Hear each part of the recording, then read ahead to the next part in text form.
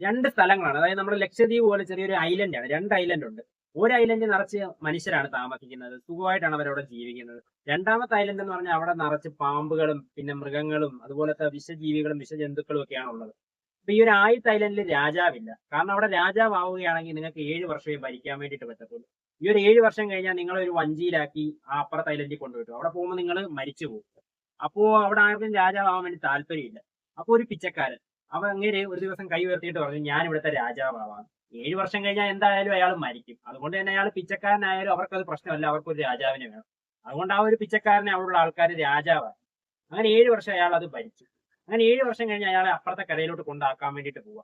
അപ്പോൾ വഞ്ചിയിലോട്ട് കയറുന്ന സമയത്ത് ആ വഞ്ചിക്കാരൻ ചോദിച്ചു, ഞാൻ ഇതിനു മുമ്പ് കുറെ രാജാക്കന്മാരെ അപ്പുറത്ത് കൊണ്ടാക്കിയിട്ടുണ്ട്, എല്ലാവരും കരഞ്ഞുകൊണ്ടാണ് ഈ ഒരു വഞ്ചിയിൽ ഏറിയിട്ടുള്ളത്, കാരണം അവർ മരിക്കാൻ പോവല്ലേ. നിങ്ങൾ മാത്രമാണ് ചിരിച്ചുകൊണ്ട് ഈ ഒരു വഞ്ചി കയറുന്നത്, എന്താണ് ഇതിന്റെ കാരണമെന്ന്. അപ്പൊ ആ ഒരു രാജാവ് പറഞ്ഞു, ഞാൻ 7 വർഷം ഇവിടെ ഭരിച്ചു. ഞാൻ എന്റെ ആദ്യത്തെ വർഷം ഞാൻ ചെയ്തത് എന്തുവെന്ന് വെച്ചാൽ ഇവിടെ നിന്ന് ഒരു പടയെ അങ്ങോട്ട് അയച്ചു. എന്നിട്ട് അവിടുത്തെ ആ ഒരു ജീവികളെ, പാമ്പുകളെ, മൃഗങ്ങളെ, അങ്ങനത്തെ സാധനങ്ങളെല്ലാം കൊന്നു കളഞ്ഞു. എന്നിട്ട് രണ്ടാമത്തെ വർഷം ഞാൻ ഇവിടെ നിന്ന് കുറച്ച് പടയയച്ച് അവിടുത്തെ ആ ഒരു വിഷച്ചെടികളും കാര്യങ്ങളും എല്ലാം കത്തിച്ച് കളഞ്ഞു. മൂന്നാമത്തെ വർഷം ഞാൻ ഇവിടെ നിന്ന് ഒരു പടയയച്ചിട്ട് അവിടെയുള്ള സ്ഥലങ്ങളെല്ലാം കിളച്ച് ഉഴുത് വൃത്തിയാക്കി അവിടെ കൃഷി ആരംഭിച്ചു. നാലാമത്തെ വർഷം ഞാൻ അവിടെ ഒരു പടയയച്ചിട്ട് അവിടെ എനിക്ക് വേണ്ടി ഒരു കൊട്ടാരം പണിഞ്ഞു. അഞ്ചാമത്തെ വർഷം ഞാൻ അവിടേക്ക് ഒരു പടയയച്ചിട്ട് അവിടെ എനിക്ക് വേണ്ടി വെള്ളത്തിനും മറ്റാവശ്യങ്ങൾക്കും വേണ്ടി ശുദ്ധജലം കിട്ടാൻ വേണ്ടിയിട്ട് കിണർ കുഴിപ്പിച്ചു. പിന്നീടുള്ള 6-7 വർഷം ഞാൻ ഇവർക്കെല്ലാം നല്ല കാര്യങ്ങളൊക്കെ ചെയ്ത് എന്റെ കൂടെ നിൽക്കാൻ താല്പര്യമുള്ള കുറച്ച് പേരെ എനിക്ക് വേണ്ടി സജ്ജരാക്കി എടുത്തു. അപ്പൊ ഈ ഒരു 7 വർഷം കൊണ്ട് ഞാൻ അവിടെ ഒരു സ്വർഗം പോലത്തെ സ്ഥലം, അതായത് ഇവിടത്തേനേക്കാൾ അടിപൊളിയാക്കി അവിടെ മാറ്റി.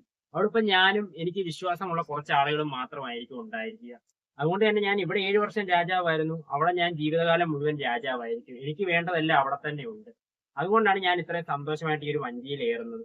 അപ്പൊ ഇതിന്റെ ഒരു മീനിങ് അല്ലെങ്കിൽ ഇതിന്റെ ഒരു ഉള്ളടക്കം എന്താന്ന് വെച്ചാൽ, നിങ്ങൾ ഫസ്റ്റ് ഇപ്പൊ ഒരു ജോബിന് കയറി, ആ ഒരു ജോബിൽ ഇരുന്നുകൊണ്ട് തന്നെ നിങ്ങൾ മറ്റ് മാർഗ്ഗങ്ങൾ നോക്കുക. നിങ്ങളുടെ ബിസിനസ് തുടങ്ങാൻ വേണ്ടിയിട്ടുള്ള ആ ഒരു ജോബ് നിങ്ങൾ റിസൈൻ ചെയ്ത് കളയാതിരിക്കുക. കാരണം നിങ്ങൾ ഡയറക്റ്റ് ഒരു ബിസിനസ്സിലോട്ട് പോയാൽ അത് പൊട്ടിപ്പോയി കഴിഞ്ഞാൽ നിങ്ങൾക്ക് തിരിച്ചെടുക്കാൻ വേണ്ടിയിട്ട്, അതായത് തിരിച്ച് വീണ്ടും ബിൽഡ് ചെയ്ത് വരാൻ വേണ്ടിയിട്ട് നിങ്ങൾക്ക് ഫണ്ടോ അല്ലെങ്കിൽ ഒരു സ്റ്റെബിലിറ്റി കാണത്തില്ല. അതേസമയം നിങ്ങൾക്ക് ഒരു ജോബും ഉണ്ട്, നിങ്ങൾ പാർട്ട് ടൈം ആയിട്ട് വേറെ എന്തെങ്കിലുമൊക്കെ ചെയ്യുന്നുണ്ട്, അങ്ങനെയൊക്കെ ആണെങ്കിൽ നിങ്ങൾക്ക് ആ ഒരു സംഭവം ചെയ്തെടുക്കാൻ വേണ്ടിയിട്ട് കുറച്ച് എന്താ പറയുക ഇൻവെസ്റ്റ്മെന്റ് കയ്യിൽ കാണും.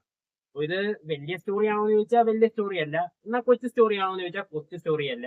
ഇത് മണ്ടത്തരമാണോ എന്ന് ചോദിച്ചാൽ മണ്ടത്തരമല്ല, എന്നാൽ മണ്ടത്തരമാണോ എന്ന് ചോദിച്ചാൽ മണ്ടത്തരമാണ്. ഞാൻ എന്തൊക്കെയല്ലേ ഈ പറയുന്നത്, എന്തോ എനിക്കിതൊക്കെ പറയണമെന്ന് തോന്നി.